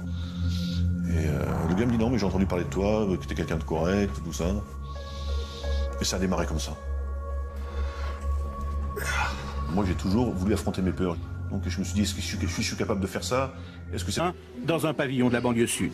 Une cinquantaine d'armes à feu, des armes de poing, mais aussi des fusils d'assaut, à côté de stocks d'explosifs et de détonateurs. En même temps, 6 hommes étaient interpellés. 4 d'entre eux sont fichés au grand banditisme.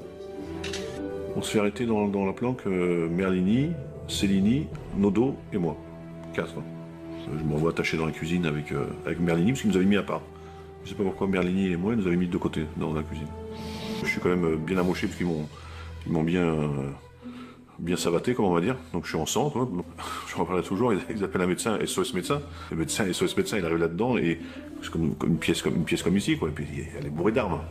Il y a des lance-roquettes, il y a des fusils mitrailleurs, il y a une tonne de cartouches. Donc il arrive là, il me dit, il est en train de me soigner, il me dit, mais comme ça, il me fait, je sais pas ce que vous avez fait. Il me dit, bon courage, il m'a dit. Comme ça, il me dit, mais le médecin, c'était, tu vois, même là, il y avait même là que c'était critique. J'étais obligé de rien, tu vois.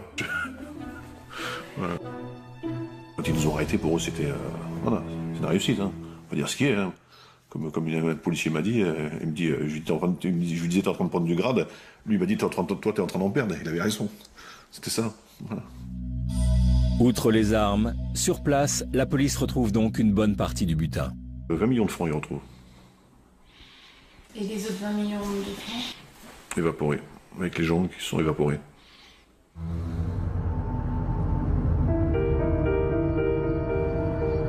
Le commando qui a attaqué hier un fourgon blindé de la Brinks aux portes de Paris est sous les verrous.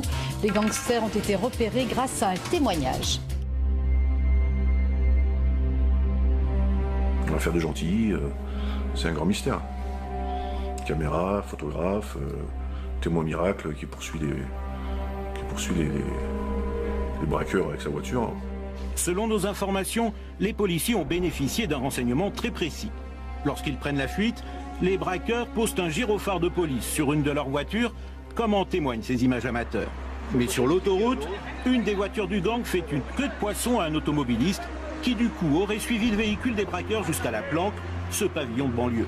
Là, il aurait vu les malfaiteurs débarquer leur butin. Prévenus, les policiers n'ont pas manqué le coup de filet. La version officielle, c'est un homme qui avait le café à côté de l'hôtel. Il faisait le baptême de son fils. Il a entendu des coups de feu, il a entendu du bruit. Il a pris son appareil et il a filmé la scène. Mais on lui a demandé de fournir des cassettes du baptême de son fils, puisqu'il avait commencé. Il n'en a jamais eu. Il y avait un photographe aussi qui était là aussi, qui a vendu ses photos à Paris Match, qui était là aussi. Il fêtait son pot de départ et il avait un appareil photo. Et il a pris les photos. On n'a jamais retrouvé. Mon avenir comme témoin, il est parti vivre dans les îles, je crois. Impossible, inconnu. 20 millions de francs, il retrouve. Et les autres 20 millions de francs? Évaporés. Avec les gens qui sont évaporés.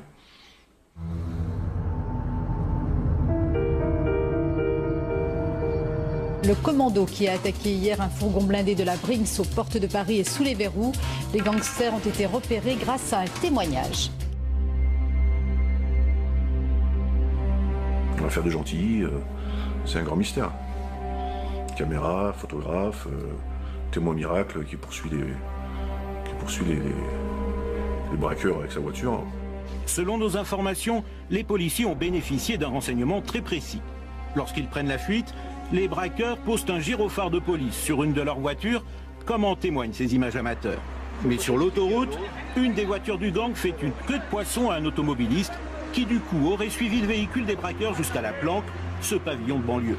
Là, il aurait vu les malfaiteurs débarquer leur butin. Prévenus, les policiers n'ont pas manqué le coup de filet. La version officielle, c'est un homme qui avait le café à côté de l'hôtel. Il faisait le baptême de son fils. Il a entendu des coups de feu, il a entendu du bruit. Il a pris son appareil et il a filmé la scène. Mais on lui a demandé de fournir des cassettes du baptême de son fils, puisqu'il avait commencé. Il n'en a jamais eu. Il y avait un photographe aussi qui était là aussi, qui a vendu ses photos à Paris Match, qui était là aussi. Il fêtait son pot de départ et il avait un appareil photo. Et il a pris les photos. On n'a jamais retrouvé. Mon avenir comme témoin, il est parti vivre dans les îles, je crois. Impossible, inconnu au bataillon, un photographe. Et après, il y a eu le fameux pilote Fangio qui aurait poursuivi les gens jusqu'à la maison parce qu'il a vu des voitures passer à 200 à l'heure avec des hommes en cagoule et des brassards police. Qu'est-ce qu'il fait? Il les poursuit pour les arrêter. Parce qu'il faut arrêter la police, quand même, on ne sait jamais. De là, ce que ce ne soit pas des vrais policiers, tout ça. C'est tout et n'importe quoi, ouais. Je pense personnellement, après avoir vécu toutes les années Dream Team et toutes leurs affaires judiciaires, qu'il y a eu des affaires données, il y a eu des indicateurs, mais qui venaient jamais du noyau dur. Il a fallu vraiment qu'on se fasse infiltrer par quelqu'un. L'histoire du type qui a suivi les bagnoles de police avec une voiture jaune, tunée, et qui les a vus rentrer dans un pavillon, ça a fait rigoler tout le monde. Ce jour-là, la sœur de Karim est loin de se douter dans quel pétrin est son frère. Elle et sa famille l'imaginent en mission de protection rapprochée à l'étranger. Son avocat m'appelle, me dit que mon frère s'est fait arrêter, donc je ne sais pas pourquoi. Et là, j'apprends ce qu'il a fait. Ils sont tombés des nues, quoi. Ça m'a choqué de voir les images de ce braquage, parce que c'est mon petit frère, dans ma tête c'est mon petit frère. J'imagine même pas qu'il puisse faire une chose pareille, quoi. Ça battait, comme on va dire. Donc je suis en centre, je reparle toujours, ils appellent un médecin, SOS médecin. Le médecin, SOS médecin, il arrive là-dedans et c'est comme une pièce comme ici, quoi. Et puis elle est bourrée d'armes. Il y a des lance-roquettes, il y a des fusils mitrailleurs, il y a des tonnes de cartouches. Donc il arrive là, il me dit, il est en train de me soigner, il me dit, mais comme ça, il me fait, je sais pas ce que vous avez fait. Il me dit, bon courage, il m'a dit. Comme ça, il me dit, mais le médecin, c'était, tu vois, même là, c'était critique. J'étais obligé de rire, tu vois. Voilà. Quand ils nous ont arrêtés, pour eux, c'était voilà, c'est une réussite. Hein. On va dire ce qui est. Hein. Comme un policier m'a dit, il me dit, je lui disais, t'es en train de prendre du grade. Lui, il m'a dit, toi, t'es en train d'en perdre. Il avait raison. C'était ça. Voilà. Outre les armes, sur place, la police retrouve donc une bonne partie du butin. 20 millions de francs, ils retrouvent. Et les autres 20 millions de francs? Évaporés. Avec les gens qui sont évaporés.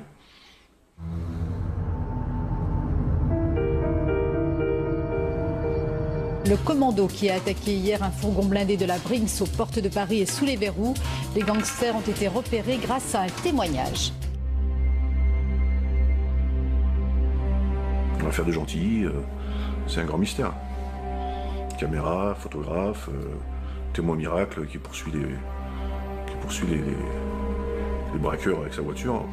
Selon nos informations, les policiers ont bénéficié d'un renseignement très précis. Lorsqu'ils prennent la fuite, les braqueurs posent un gyrophare de police sur une de leurs voitures, comme en témoignent ces images amateurs.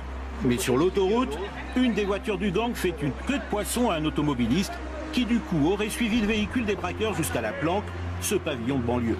Là, il aurait vu les malfaiteurs débarquer leur butin. Prévenus, les policiers n'ont pas manqué le coup de filet. La version officielle, c'est un homme qui avait le café à côté de l'hôtel. Il faisait le baptême de son fils. Il a entendu des coups de feu, il a entendu du bruit. Il a pris son appareil et il a filmé la scène. Mais on lui a demandé de fournir des cassettes du baptême de son fils, puisqu'il avait commencé. Il n'en a jamais eu. Il y avait un photographe aussi qui était là aussi, qui a vendu ses photos à Paris Match, qui était là aussi. Il fêtait son pot de départ et il avait un appareil photo. Et il a pris les photos. On n'a jamais retrouvé mon avenir quand témoin, il est parti vivre dans les îles, je crois. Impossible, inconnu au bataillon, un photographe. Et après, il y a eu le fameux pilote Fangio qui aurait poursuivi les gens jusqu'à la maison parce qu'il a vu des voitures passer à 200 à l'heure avec des hommes en cagoule et des brassards police. Qu'est-ce qu'il fait? Il les poursuit pour les arrêter. Parce qu'il faut arrêter la police quand même, on ne sait jamais. De là, ce que ce ne soit pas des vrais policiers, tout ça. C'est tout et n'importe quoi. Ouais. Je pense personnellement, après avoir vécu toutes les années Dream Team et toutes leurs affaires judiciaires, qu'il y a eu des affaires données. De digérer la nouvelle pour la famille. Non seulement Karim est arrêté, mais les charges requises contre lui sont nombreuses. On est poursuivi pour vol à main armée et association de malfaiteurs. Il y avait tentative d'assassinat, mais la juge d'instruction les retire. Elle dit si je les mets à un, je dois les mettre à tout le monde. Il y avait certains, on ne savait pas qui avait tiré, pas tiré. Mais il n'a jamais été démontré, jamais, qu'il avait tiré ou qu'il avait usé des armes qui ont servi. D'ailleurs, le lendemain, il y a eu une expertise de poudre, de résidus de tir sur ses mains et sur ses vêtements qui ont été retrouvés, puisqu'il n'avait pas pu s'en débarrasser, et il n'y avait pas de traces. Il me semble que les coups de feu, ils ont tiré vers le sol. Il n'y a pas eu de coups de feu qui ont été faits pour tuer.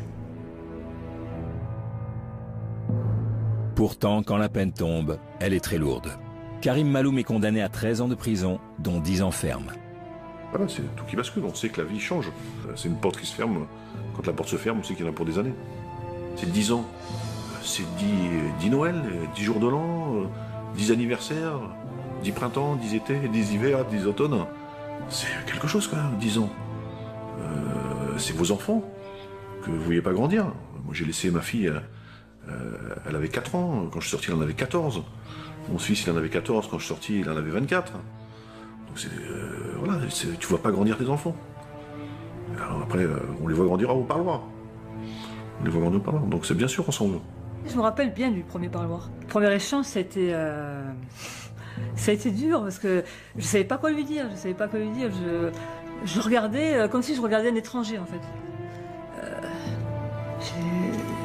J'étais là, qu'est-ce qui s'est passé, mais comment t'as pu faire ça? Même j'ai peut-être pas eu les bons mots quoi, à ce moment-là parce que j'arrivais pas à lui parler. Ils ont été incarcérés en 2000, ils ont été jugés en 2006, ce qui est quand même très long. Hein. J'ai fait condamner la France à la Cour européenne compte tenu du délai déraisonnable dans lequel ces gens-là ont été jugés. Et au tribunal, le jugement s'avère délicat, car l'affaire présente des zones d'ombre. D'abord, je me souviens qu'on a eu du mal à faire venir le témoin, puisque en fait, pendant toute l'instruction, on avait demandé à ce qu'il soit cité, qu'il soit présent, et on ne l'avait jamais vu. Et puis, on a réussi à le faire venir, et là, ça a été un grand moment du théâtre judiciaire, puisqu'on a eu en face de nous un réfugié politique croate, qui n'avait pas de situation régulière en France, qui n'avait pas de permis, et qui racontait un peu tout et n'importe quoi. Et je pense que les jurés de la cour d'assises ont été sensibles au fait qu'ils se sont aperçus qu'on leur mentait, que c'était pas ce qu'on leur avait dit. Ce que les policiers leur avaient raconté, l'histoire de la course-poursuite, l'histoire du hasard, ils sentaient que c'était pipeau. Et si vous voulez, ça a joué quand même, parce que... Ah, la Dream Team n'est plus au complet. Plusieurs de ses membres sont morts. Il faut donc faire appel à des invités, comme ils disent dans le jargon. Et pour la première fois, le gang opère avec une autre équipe. C'est un mélange des genres. C'est pas bon le mélange des genres. On est passé au travers, on va dire, pendant des années. Parce qu'on est resté entre nous, on a vécu en autarcie. On s'est mélangé avec personne. Je dis pas que c'est de leur faute, tout ça. Moi, je le pense.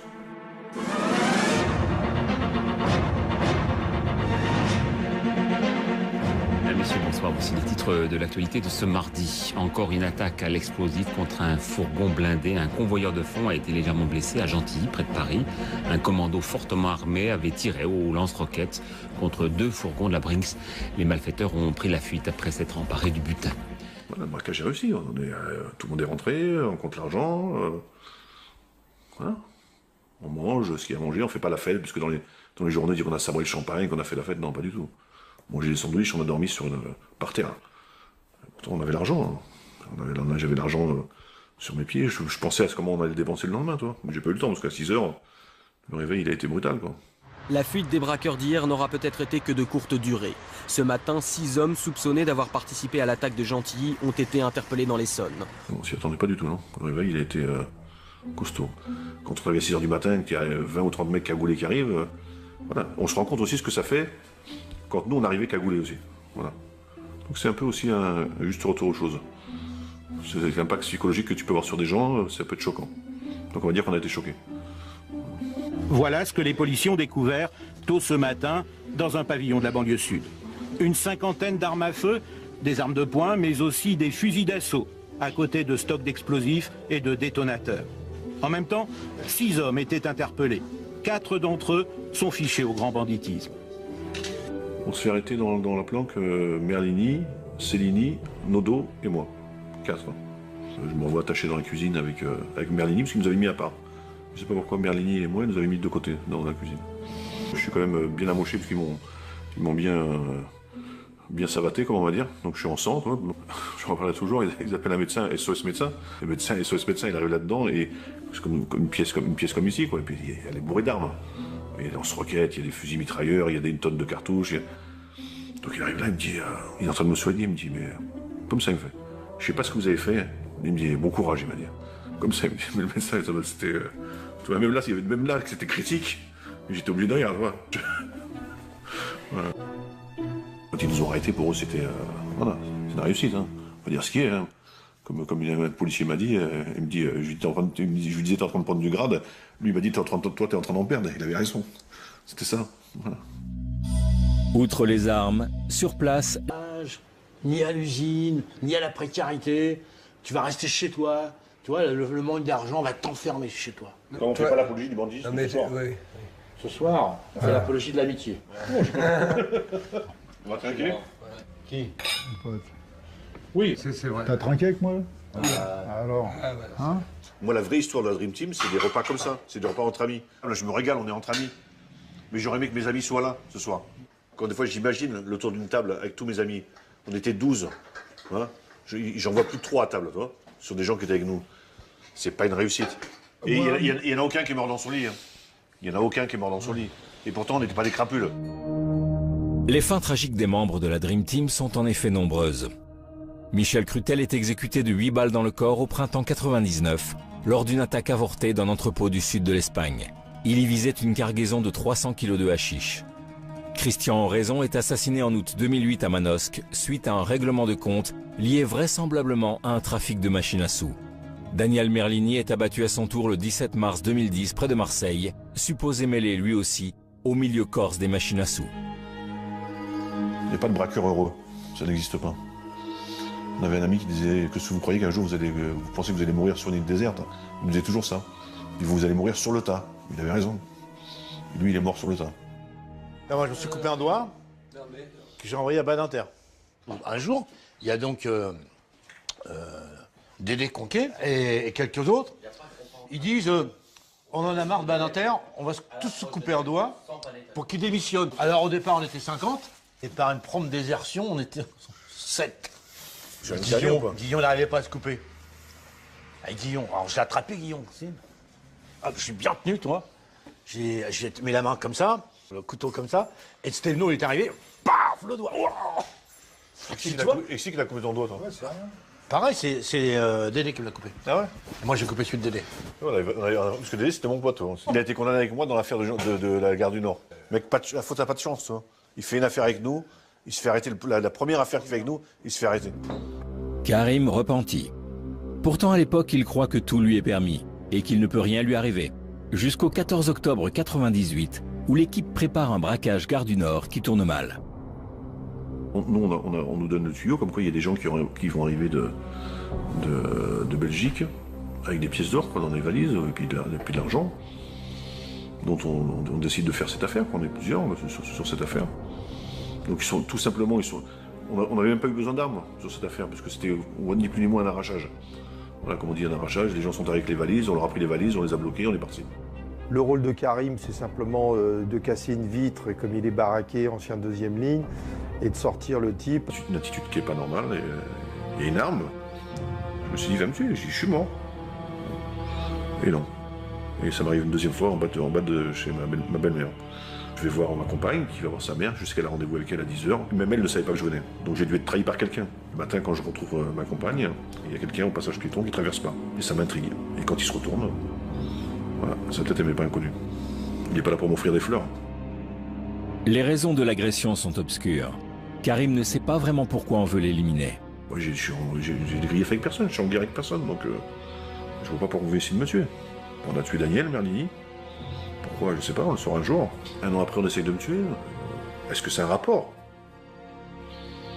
Voilà, j'essaie de comprendre. Pendant 3 ans, il m'arrive rien. D'un seul coup, je vais à l'enterrement de Daniel Merlini. Je porte le cercueil. Soi-disant, je ne dois pas porter le cercueil, parce que quand on porte le cercueil, ça veut dire qu'on réclame vengeance. Est-ce qu'on essaie de m'éliminer? Croyons que j'allais venger Daniel Merlini, peut-être. Est-ce que les gens se sont sentis en danger? Je sais pas. Voilà. C'est mon ami. Je porte son cercueil. Voilà. Qui veut la peau de Karim? Qui sont ses ennemis? L'ex-braqueur a quand même sa petite idée. Je suppose les connaître. Je ne dirai pas qui c'est. Pourquoi faire? C'est un code que j'enfreinerai pas, que je le ferai pas. J'essaierai de survivre, j'essaierai de ne pas me faire tuer. Après, où commence la légitime défense? Voilà, faut se poser la question. Les saloperies, on n'en a pas faites. On nous en a fait, nous, des saloperies. Des gens sont mal tenus avec nous, sont mal comportés. Mais pas nous. Donc maintenant, c'est des gens qui sont mal comportés qui essayent de nous éliminer. Karim se rend à l'évidence. Il ne peut plus vivre en toute sérénité sans se méfier. Sa vie doit donc changer.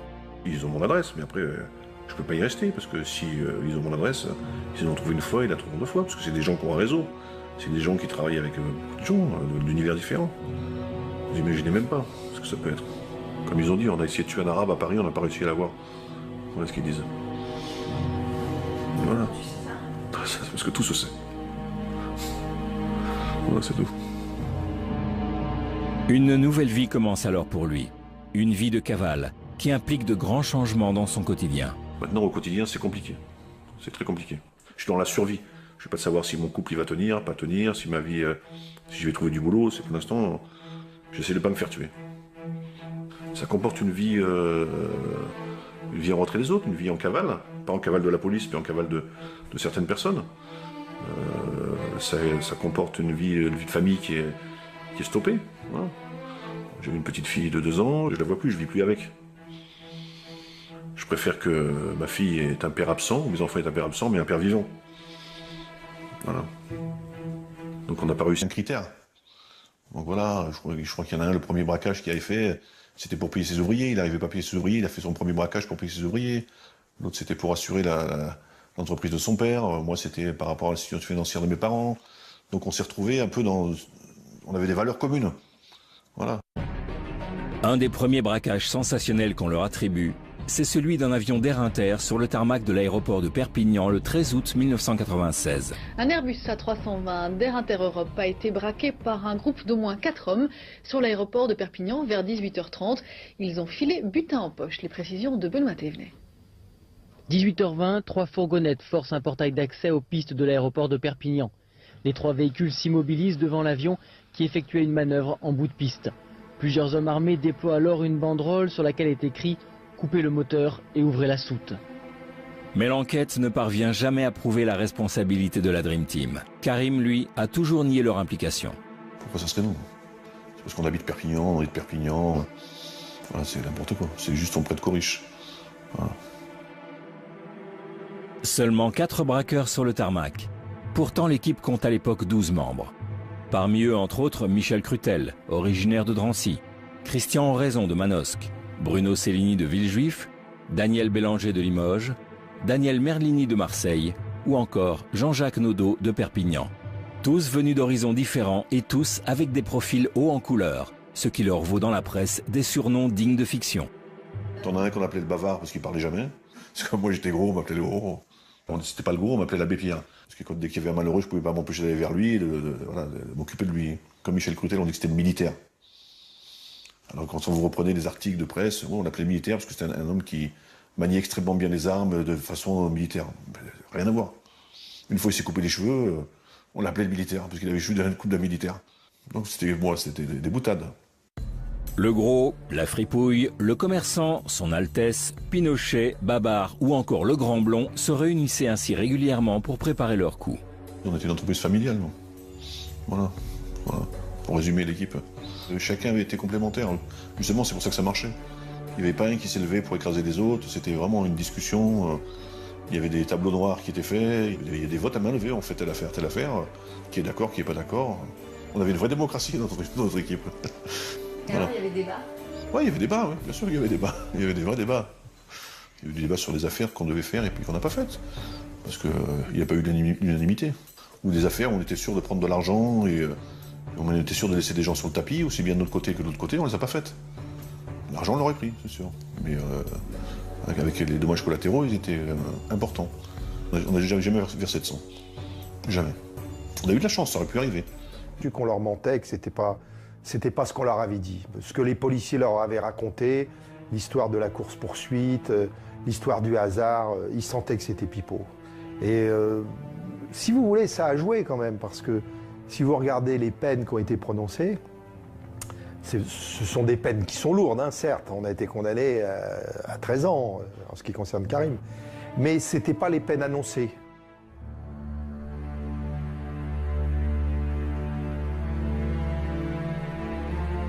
L'histoire de Karim Maloum et de la Dream Team n'est pas banale. Depuis sa sortie de prison en 2010, il a d'ailleurs décidé de la coucher sur papier avec l'aide de Thierry Colombier, écrivain spécialiste en criminologie.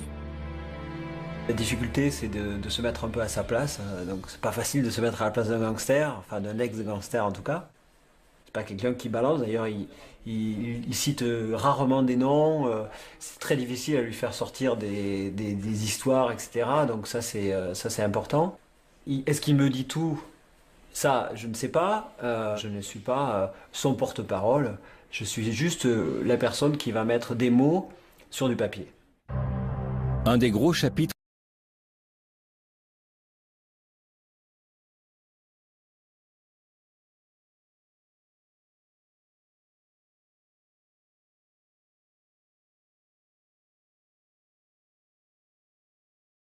Bien sûr qu'on pense que c'est possible. Dès l'instant où il y a un facteur humain qui rentre en compte, il y a une faille. Donc la faille, vous la trouvez tôt ou tard. Il y a toujours des failles. Vous rentrez en résistance. Hein. On se met dans la peau d'un résistant, on s'invente des histoires. Voilà. Au début, ouais, voilà, j'y ai pensé. À l'époque, il y avait des gens qui s'étaient proposés de venir me chercher. Donc il y avait un terrain de foot qui était accessible par une usine à papier à l'époque. Les voitures pouvaient se mettre derrière avec une échelle. On pouvait passer derrière les grillages de sécurité assez bien. On avait commencé à couper les fils. Il y a quelqu'un qui me faisait la courte échelle pour passer. Tout était minuté, chronométré. C'était pas simple, mais c'était réussi. Quoi. À mon avis, c'était faisable. Ça aurait pris 5 minutes, 6 minutes. 5-6 minutes. Ouais. Et pendant 5-6 minutes, les surveillants, ils n'ont pas le temps de mettre en place... Le seul danger, c'est les surveillants qui sont au Mirador. Ouais. Donc là, il y avait une autre échelle qui était posée près des Miradors, avec quelqu'un qui jetait plusieurs fumigènes devant le Mirador, qui masquait ce qui se passait. Donc ils n'y voyaient rien, ils étaient dans le brouillard, et comme ça, toi tu prenais l'échelle, tu montais, tu passais de l'autre côté, et là, vous échappiez. Voilà. Mais dans la prison de Nanterre, le bruit court qu'une évasion se prépare. Une rumeur qui arrive aux oreilles du directeur, qui en fait aussitôt part à Karim. Il m'envoie l'information, il dit on le sait, si tu avais quelque chose de prévu, bien sûr... 6, qui est quand même très long. Hein. J'ai fait condamner la France à la Cour européenne compte tenu du délai déraisonnable dans lequel ces gens-là ont été jugés. Et au tribunal, le jugement s'avère délicat, car l'affaire présente des zones d'ombre. D'abord, je me souviens qu'on a eu du mal à faire venir le témoin, puisque en fait, pendant toute l'instruction, on avait demandé à ce qu'il soit... cité, qu'il soit présent, et on ne l'avait jamais vu. Et puis on a réussi à le faire venir, et là ça a été un grand moment du théâtre judiciaire, puisqu'on a eu en face de nous un réfugié politique croate, qui n'avait pas de situation régulière en France, qui n'avait pas de permis, et qui racontait un peu tout et n'importe quoi. Et je pense que les jurés de la cour d'assises ont été sensibles au fait qu'ils se sont aperçus qu'on leur mentait, que c'était pas ce qu'on leur avait dit. Ce que les policiers leur avaient raconté, l'histoire de la course-poursuite, l'histoire du hasard, ils sentaient que c'était pipeau. Et si vous voulez, ça a joué quand même, parce que si vous regardez les peines qui ont été prononcées, ce sont des peines qui sont lourdes, hein, certes. On a été condamné à 13 ans en ce qui concerne Karim. Mais ce n'étaient pas les peines annoncées.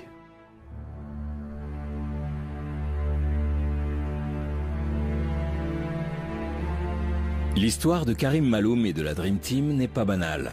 Depuis sa sortie de prison en 2010, il a d'ailleurs décidé de la coucher sur papier avec l'aide de Thierry Colombier, écrivain spécialiste en criminologie. La difficulté, c'est de se mettre un peu à sa place. Donc c'est pas facile de se mettre à la place d'un gangster, enfin d'un ex-gangster en tout cas. C'est pas quelqu'un qui balance, d'ailleurs il cite rarement des noms. C'est très difficile à lui faire sortir des histoires, etc. Donc ça c'est important. Est-ce qu'il me dit tout? Ça, je ne sais pas. Je ne suis pas son porte-parole. Je suis juste la personne qui va mettre des mots sur du papier. Un des gros chapitres